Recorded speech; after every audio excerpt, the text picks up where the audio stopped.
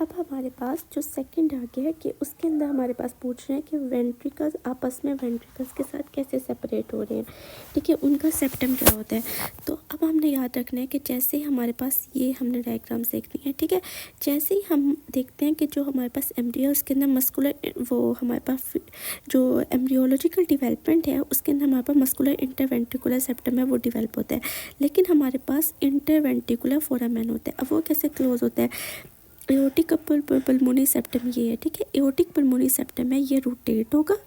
ठीक है, ये रोटेट होता है और हमारे पास मस्कुलर इंटरवेंट्रिकुलर के सेप्टम के साथ जाके यूनाइट हो जाता है और उसके बाद ये हमारे पास मेम्ब्रेनस इंटरवेंट्रिकुलर सेप्टम जो है ये वो बना देता है, ठीक है। तो हमने इस डायग्राम से याद रखना है कि कैसे एओर्टिको पल्मोनी सेप्टम है वो स्पाइरल हुआ,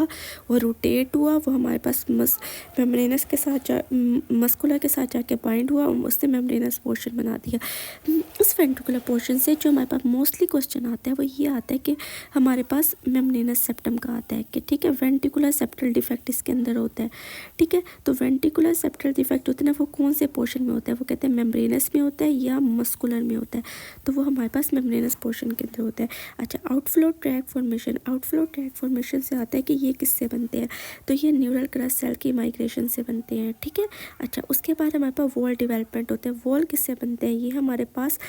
चाहे एओर्टिको पल्मोनी हो या माइट्रल और ट्राइकस्पिड हो, ये एंडोकार्डियल कुशंस की वजह से जनरेट होते हैं। अगर कोई भी वेल्व्यूलर एनेमली होगी या कोरोनोट्रंकल एब्नॉर्मलिटी होगी तो वो न्यूरल क्रस्ट सेल के फेलियर की वजह से होंगी और ये वाले जो है एंडोकार्डियल कुशन के फेलियर की वजह से होंगे।